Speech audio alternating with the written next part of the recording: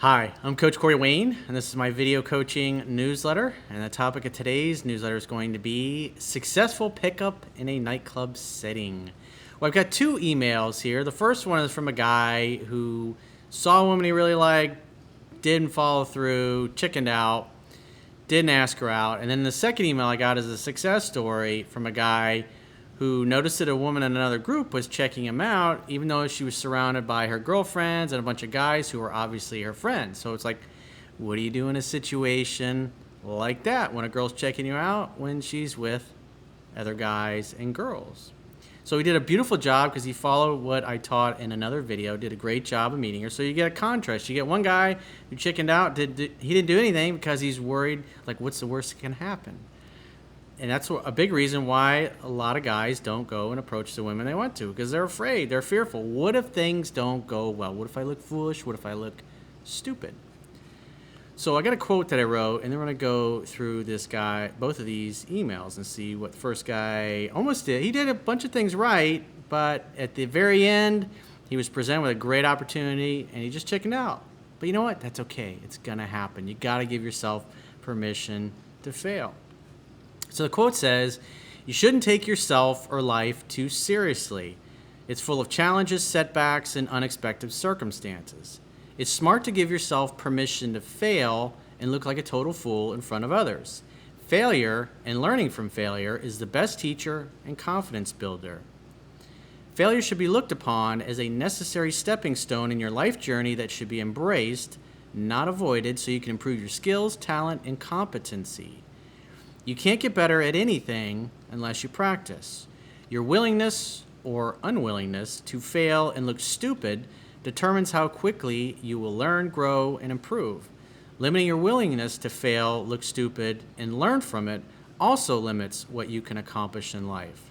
Limiting your willingness to fail also means limiting your ability to succeed. You gotta be willing to look stupid. You gotta be willing to get rejected, whether it's asking a girl out, or going and asking for a job, or asking an investor to invest in your company, or trying to convince somebody to come work for your company, or convince a client to do business with you. The reality is, when you take a step back and you look over the course of your life at all the things you're gonna attempt and do, rejection is going to be what you're going to hear most of the time. So before you do anything, before you want to practice anything, you've got to give yourself permission to fail. Failure is part of the process. You can't avoid failing. Failing is the only way you get better. And ideally, you want to learn from other people's failures, which is a big reason why I go through these emails. So, because everybody listening to what both these guys have done, right and wrong, is going to learn from it. And so the more you hear these experiences from other guys and girls from all over the world and every cultural background apply to the things that I teach in my book, How to Be a 3% Man, as well as my second book, Mastering Yourself, the quicker you're going to apply what you learn in there, and the quicker you get experiences. And obviously, the quicker you fail, the quicker you're going to learn and get better. You got to embrace failure. If you want to reach your full potential in life, you have to get comfortable with rejection and failure and looking stupid and feeling awkward. It's just part of life. It's okay. It's not the end of the world. All you need is one person to say yes to whatever it is you're trying to sell, whether you're selling yourself or you're selling a product or service, if it happens to be in the course of your career. So let's go through the first guy's email. It says, "Hi, Corey. I'm sometimes unsure of the opposite getting a proper reading. I am confident within myself, but sometimes I freeze up when I should be saying something. That's okay. Some days you're just simply not going to be in the mood to talk to anybody. And other days you're going to be feeling great and you're going to be willing to talk to anybody that you encounter. And that's okay. That's why I place such huge emphasis on focusing on you and making yourself happy, focusing on your mission, your purpose first and foremost, because as you accomplish that, as you see progress in your life, you feel better, you feel happier. When you feel happier, when you have a little bit more confidence in yourself, you feel like things are going to work out and turn out okay in the future, you're more approachable, you're more friendly. Women notice that and they pick up on that vibration. So do whatever it takes to put yourself into a peak state, a happy state, and find a way to be proud of yourself in your life where you're at, even if you know you're a decade or two away from being where you really want to be. It's so absolutely important. Unsuccessful people have given them a ton of reasons why they can't achieve or succeed or get to where they want to be. So they do nothing. And when they do nothing, guess what? They're not practicing. If you're not practicing, you simply cannot get better. He says, example, I was at a grocery store and noticed this attractive girl. She saw me looking at her and smiled. I played it cool and just kept walking. Well, when you make eye contact like that and you smile, usually, most of the time, it means they're interested in you and they like what they see. But it's not always the case. I'll give you an example from my own life recently where it's not always going to work out, and that's okay. He says, in the store, at another point, I saw her again, and it felt as if there was a slight flight with the eyes. As I was leaving, walking to my car, would you know, there she was at her car. Here's a catch, though. I did not react to her. You chickened out. That's okay, it happens. Her car somehow was parked right next to mine, the same way that I parked, so both cars were rear to rear to each other. So I look at things like that, and I say that's the universe has totally arranged a meeting between you and a girl, and both of you are going to find each other attractive. Now the rest is up to you. And when he comes to the opportunity, what happens? He says, I don't know why I did not say something cute like, are you following me? Or, wow, hello again, I'm Bob. I personally, in a situation like that, I would say, I think this is the second time I've seen you. This is like the third time I've run into you or whatever. And obviously the universe must be telling us something. There must be a reason why we keep bumping into each other. And I don't look at things like that as being an accident. So what's your name? Tell me about yourself. Very simple. Talk for a few minutes. Hey, we should get together for a drink sometime. I got to run, but let me grab your number, and I'll give you a call later. I'll give you a call tomorrow, whenever it's going to be. And then you move on. So, obviously, Bob chickened out. He didn't say anything, but he was right there. I mean, this is a good opportunity to do something. But, however, what's holding him back? Fear, being afraid, looking stupid or it not working out. So, recently, in the past, about a month ago, in my community, I was having lunch one day, and I was just chilling by myself. I had a busy day planned. Things were going great. And I felt like, I'm sure everybody's had this feeling. You feel like somebody's staring at you. Sure enough, I look over, and there's this beautiful girl, beautiful woman, looking at me, playing with her hair, just staring at me. Didn't look away. Very confident. I could tell she's in shape, worked out. Anyway, she's sitting with a bunch of kids and her family or something. Oh, it's somebody's wife. Didn't think anything of it.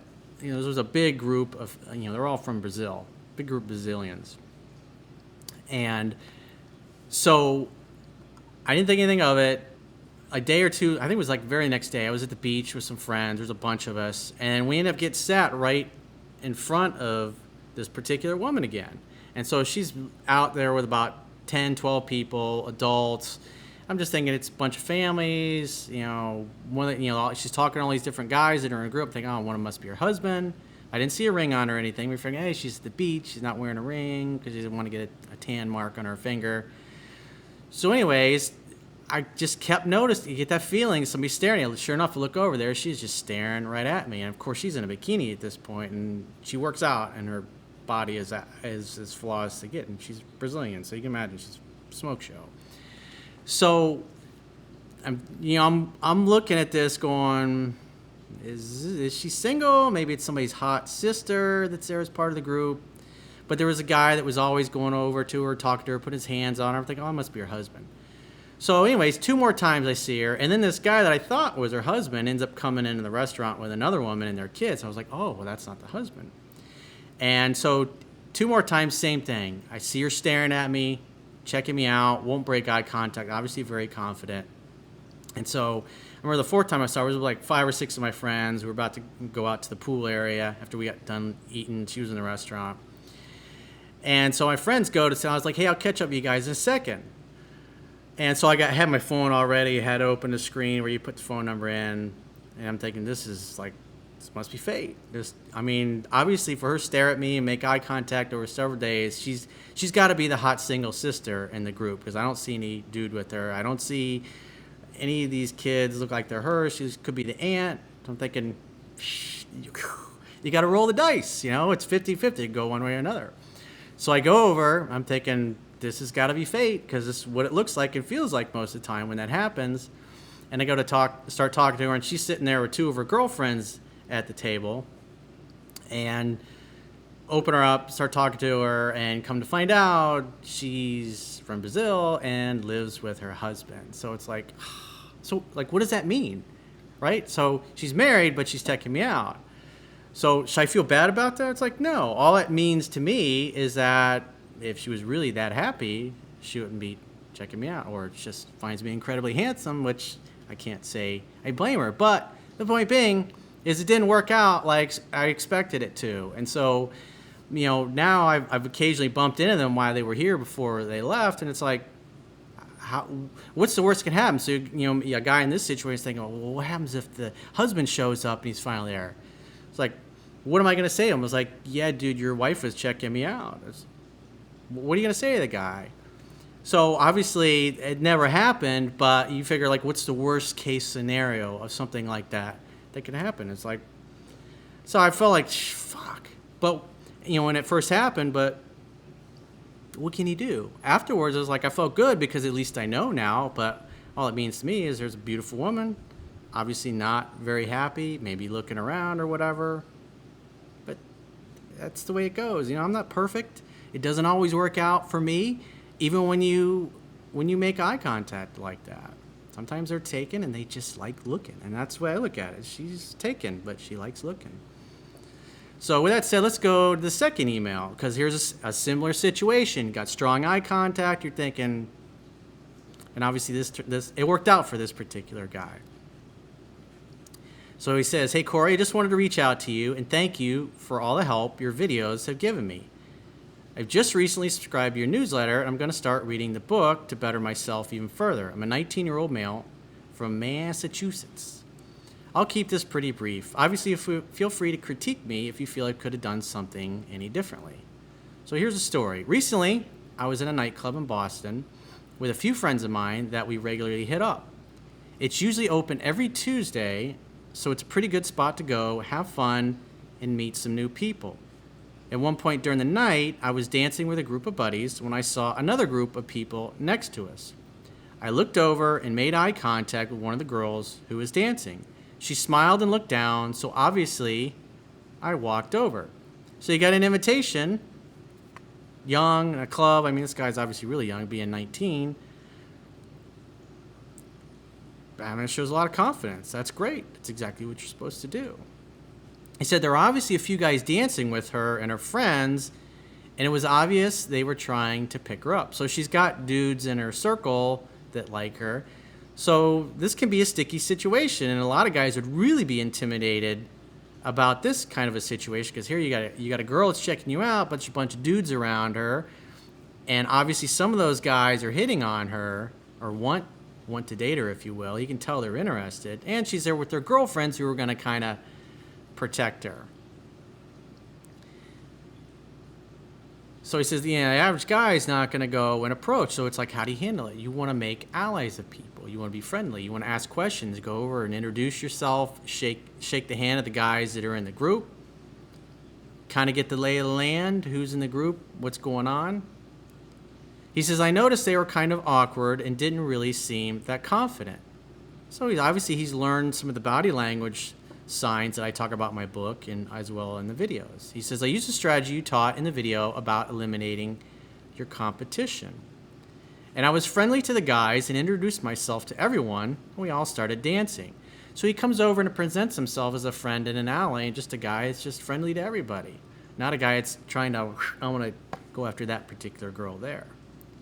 Because if you go into the group and you don't take time to build rapport with the other people in the group, they'll blow you right out of it. Especially if you got guys that are thirsting after the same girl. This way, when you go and you shake hands and you read their body language, you can tell they don't know what they're doing. that gives you the upper hand. He says, I hung back, and you'll see at the end, it really turned out well for him. He says, I hung back for a bit, observing then. After about 2 minutes in, I looked at the girl, made eye contact, and I moved closer.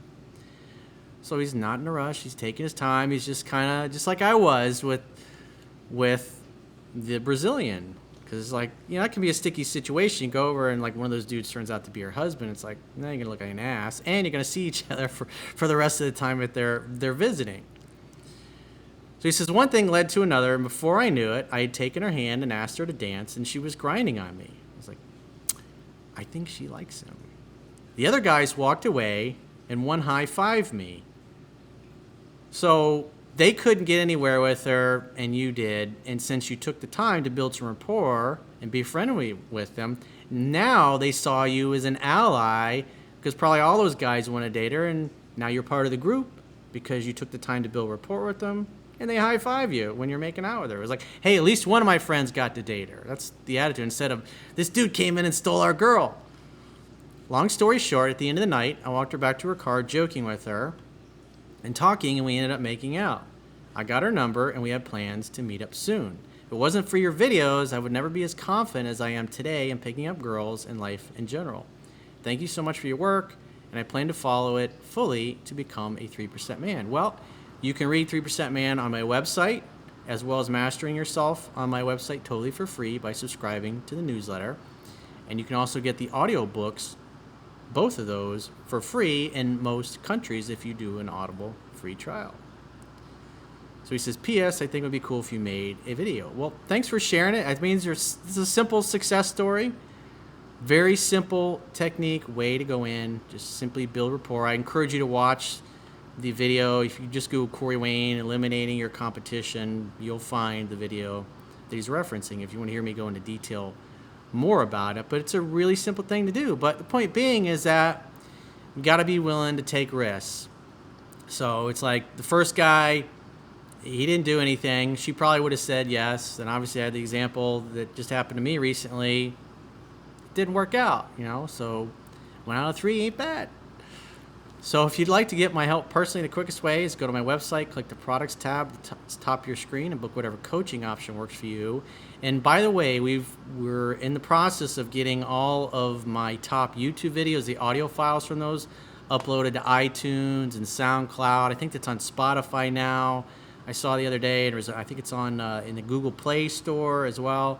So now you're able to get the podcast version of all of my videos pretty much across most of the platforms. And there's still a few of them that we're trying to get the podcast uploaded to and the account open. But, so if your particular podcast platform doesn't have it yet, just be patient. It'll be there, and I'll continue to post updates. And I will talk to you soon.